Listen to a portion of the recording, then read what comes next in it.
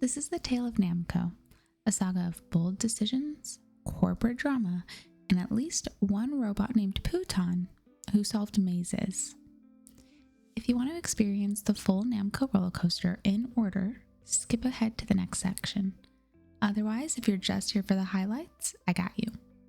Here's the TLDR Namco edition. Picture this. It's post-World War II in Japan. A shipwright can't find a job, building ships, so he scrounges up the equivalent of $12,000 US and uses it to bolt 2 rocking horses to the roof of a department store. Not long after, this man is running one of the most influential video game companies in the world. He gives us Pac-Man, Tekken, a robot that hands out flyers, and a theme park where you can play Galaxian with 27 other people.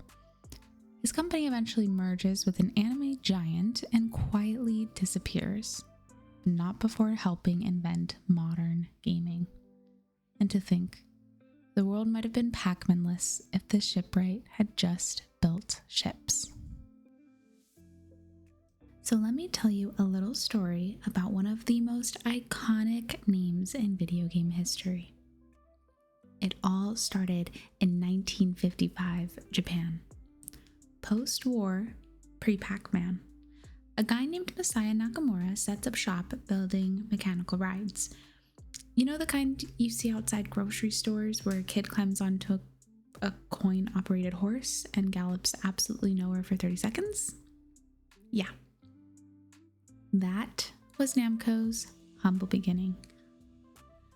Namco, short for Nakamura Manufacturing Company, started as this tiny amusement business and ended up becoming one of the most influential game companies on the planet. They didn't just make games, they basically defined the arcade era. Think Galaxian, Tekken, Ridge Racer, Tails, Ace Combat, and of course Pac-Man. In the 1960s, Namco was making electromechanical games, like their 1965 submarine simulator Periscope, which was honestly pretty cutting-edge stuff for the time. But things really took off in 1974, when they acquired the struggling Japanese division of Atari. That move, kinda risky, kinda genius, opened the door to video games. And by 1978, they released their first original video game, GB. It wasn't a household name, but it was theirs. And then Galaxian in 1979, and Pac-Man in 1980. You know how that one turned out. Namco thrived during the golden age of arcades in the early 80s. Titles like Galaga, Xevious, and Pole Position weren't just hits, they were obsessions. The kind of games you'd skip lunch for just to play one more round. Then came the home console boom. In 1984, Namco made the leap, porting their arcade titles to systems like the MSX and the Nintendo Family Computer, aka the Famicom. Eventually, they branched out to Sega Genesis, TurboGrafx 16, and maybe most memorably, the PlayStation. The 90s were good to them. Ridge Racer, Tekken, Taiko no Tatsujin. Amazing, all of them. But like a lot of arcade-first companies, they started to feel the sting of changing times. Japan's economy was struggling, arcades weren't the cultural juggernaut they once were, and Namco hit some financial bumps. Then came the big shift. In 2006, Namco merged with Bandai. Yes, the toys and anime Bandai, to form Bandai Namco Holdings. The Namco name didn't just vanish though. It stuck around as part of Bandai Namco Amusements, still showing up on arcade machines and entertainment ventures. Meanwhile, their video game division became part of Bandai Namco Entertainment. But here's the thing. Namco is not just remembered for the hits. It's remembered for the way it operated, for its technology, its playfulness, its weird little inventions, and its big arcade heart. And it all began with a mechanical horse on a rooftop. So it's 1955, Tokyo. And this guy, Masaya Nakamura, he's not exactly living his dream. He wanted to build ships. like actual ships. But post-war, Japan wasn't exactly full of shipbuilding jobs. So what does he do instead? He looks around, sees that his dad's little side hustle, making pop cork guns, is oddly profitable, and decides, okay, maybe I'll start a company too. And he does. With about 300,000 yen, that's around 12,000 US dollars at the time, he buys 2 hand-cranked rocking horses and installs them on the roof of a department store in Yokohama. That's it. That's the origin story. No grand vision, no digital tech, just 2 little horses on a rooftop. But here's the twist. Kids loved them. They made money, so he adds more. By the end of the decade, his company is officially called Nakamura Saisakusho, and by 1963, he's getting calls from Mitsukoshi, one of Japan's fanciest department store chains. They ask if he can build an entire rooftop amusement park for their Tokyo store. And he's like, sure. So now there are horse rides, a goldfish scooping pond, a picture viewer machine, and the crown jewel, a tiny train called Roadaway Race. It's a hit. Mitsukoshi loves it so much, they want one of these weird little roof parks on every store they own. And suddenly, Nakamura's tiny ride business is booming. By the mid-1960s, he's a serious player in Japan's amusement scene, right alongside companies like Taito and Rosen Enterprises. But here's the problem. Nakamura doesn't yet have the manufacturing scale or fancy distribution networks of his competitors. So even though his machines sell well, building them is slow and expensive. And worse, most stores already have exclusive deals with other arcade manufacturers, so he can't even get his machines in the door. What does he do? He makes his own door. In 1966, he opens his own production plant and moves into a 4-story HQ in Tokyo. Then he makes a genius move. He lands a deal with Disney. Suddenly he's making children's rides with Mickey and Donald and Goofy on them, plus anime-themed rides too, like Q-Taro. That deal, a total game changer. From there, the machines get bigger, flashier, more ambitious. One of the standouts? A 1965 submarine-themed shooting game called Torpedo Launcher, later renamed Periscope. It was basically a light gun game mixed with immersive mechanical design, and it paved the way for future arcade shooters. And yes, he also made Ultraman-themed gun games and Osamatsu-kun pinball machines, because why not? By 1971, the company begins branding some of its machines under a new name, Namco, short for Nakamura Manufacturing Company. It's a clean rebrand, and it sticks. They even dabbled in robotics. Yeah, seriously, robotics. Nakamura built robots that handed out pamphlets and tied ribbons at events. There was even one named Putan that solved mazes. Was any of this necessary? No. Was it cool? No. But was it very Namco? Absolutely. Now jump to 1973, when a little American company you may have heard of, Atari, decides to expand into Asia.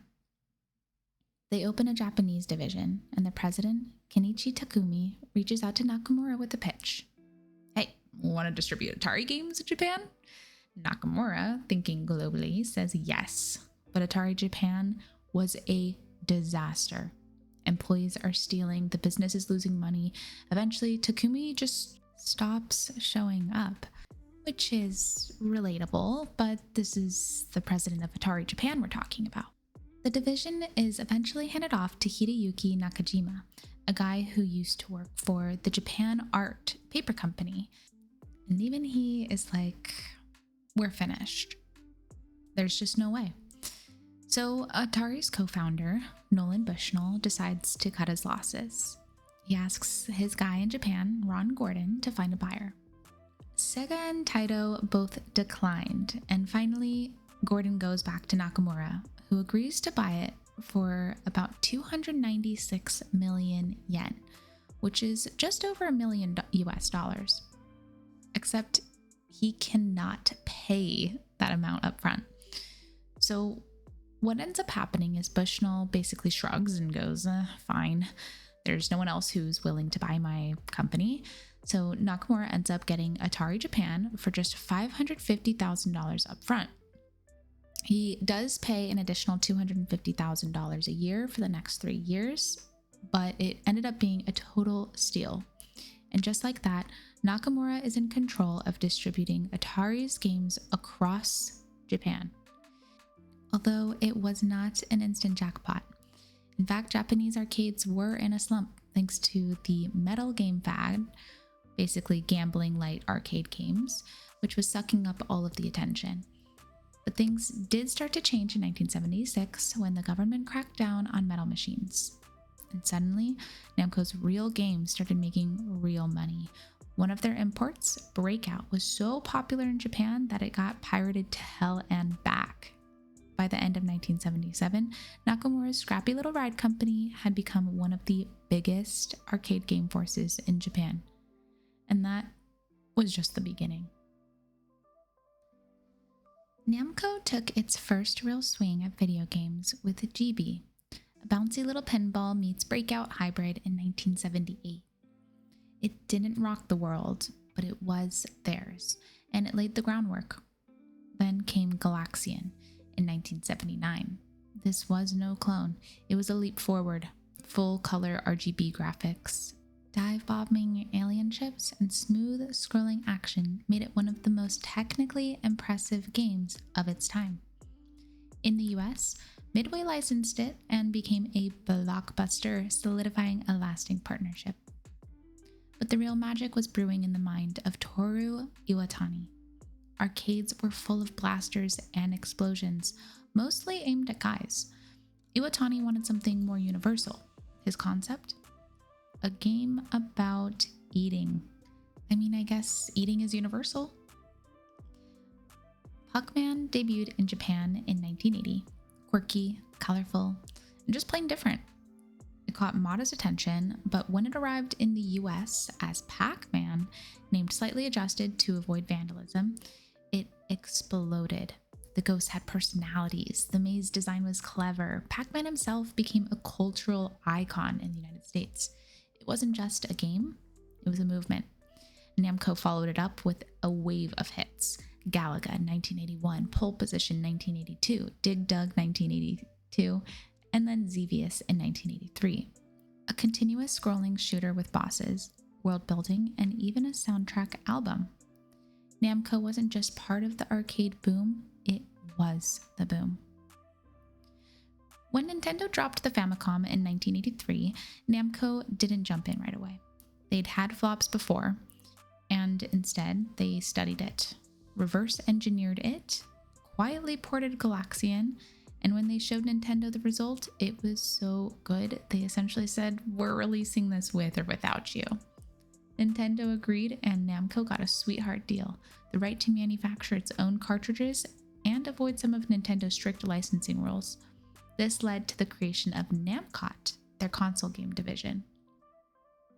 Namcot's first wave included Pac-Man, Galaxian, Xevious, and Mappy, all high-quality arcade ports. Xevious became the Famicom's first true killer app. Namcot was such a success that Namco literally built a new HQ with the profits and nicknamed the building Xevious. Meanwhile, Namco bought a 60% stake in Atari Games in 1985. The idea was simple: control distribution and boost their arcade footprint in the US. But it didn't go so smoothly. Nakamura didn't like sharing with Warner, and Atari exec Nakajima clashed with him constantly. Eventually, Nakajima split off and found Tengen, which is infamously released unlicensed NES games, including some of Namco's own. Back in Japan, Namco was thriving. Family Stadium became a baseball game smash.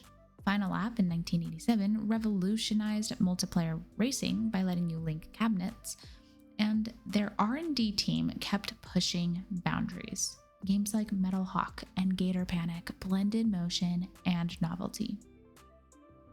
In 1988, Namco dropped Winning Run, a 3D racing game powered by the new System 21, complete with a moving cabinet. It was cutting edge and proof that Namco wasn't afraid to throw big money at bold ideas. Namco kept raking it in through the late 80s, thanks to the Famicom boom.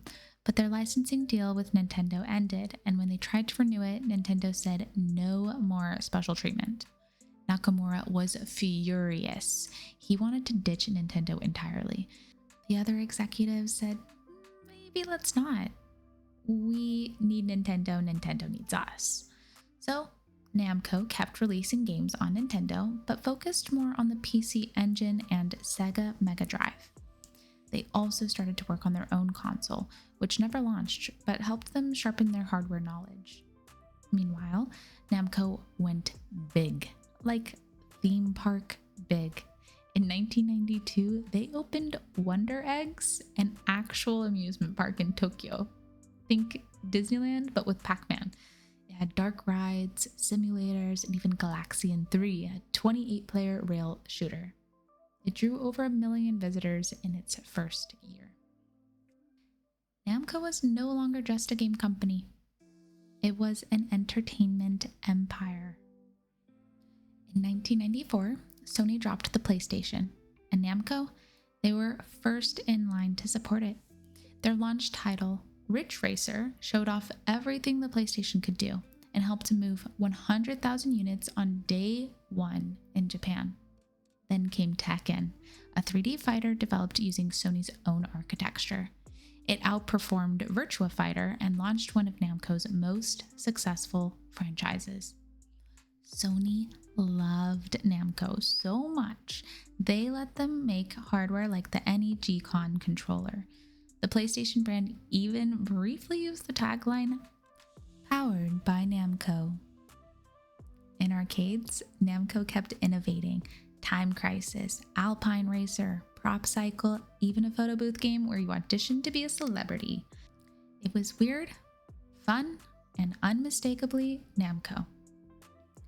But by the late 90s, things were getting shaky. Japan's economy slumped, arcade traffic slowed, and Namco's console sales dipped. Their US arcade division filed for bankruptcy protection in 1998. Namco pivoted. They launched Taiko no Tatsujin, a drumming rhythm game that became a runaway hit. They dabbled in mobile games, opened massage-themed park add-ons, and even launched a game school that would birth Katamari Damacy. But behind the scenes, finances were tight. Multiple merger talks fizzled, including one with Sega. Eventually, Bandai came calling. Despite some internal pushback, the deal was made. In 2005, Bandai acquired Namco for over $1.7 billion US, forming Namco Bandai Holdings. While the two operated separately at first, the writing was on the wall. By 2006, Namco's game divisions were folded into Namco Bandai Games. Namco, as a standalone company, was no more. But the name lived on in arcades, mobile apps, and subsidiaries. Their theme parks, like Namja Town and massage-friendly Riraku no Mori, kept the quirky spirit alive. And even as Bandai Namco evolved, the Namco logo still appeared on games as a nod to the past. Namco published over 300 arcade games since 1978, some of the greatest of all time: Pac-Man, Galaga, Xevious, Tekken 3, and Ridge Racer. Pac-Man alone sold over 300,000 cabinets and earned over $1 billion in quarters. It changed the game industry. In 2005, Guinness officially recognized its global impact. Critics praised Namco's innovation, quality, and deep bond with players. Edge, IGN, Next Generation, they all credited Namco with shaping the very identity of gaming. Famitsu said Namco was vital to Japan's game industry. PlayStation Mags called it the godfather of developers. Even today, Namco lives on in Taiko Drum Master and retro re-releases, and the simple joy of seeing that yellow dot muncher go waka waka waka waka. Not so bad for a company that started with 2 rocking horses on a rooftop.